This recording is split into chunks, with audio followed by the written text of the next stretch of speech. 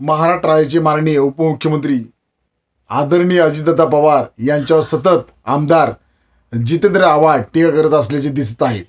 आता ते बोलताना असं म्हणाले आहेत की आदरणीय अजितदादा पवार सतत दादागिरी करताना दिसत आहेत, परंतु आमदार जितेंद्र आव्हाडजी थोडा अभ्यास आपण करा।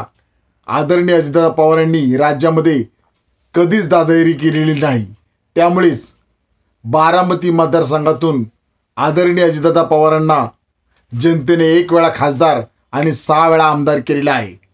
त्यामुळे आदरणीय अजितदादा पवार यांच्याविषयी वक्तव्य करताना, विधाने करताना थोडी काळजी घ्या आणि स्वतःची लायकी ओळखा, असं आवाहन Republican party of India Kharat पक्ष आपल्याला करत आहे।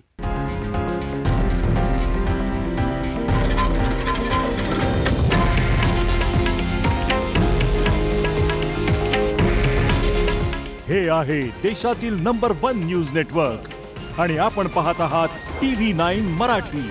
काळजी तुमची, हित महाराष्ट्राचं।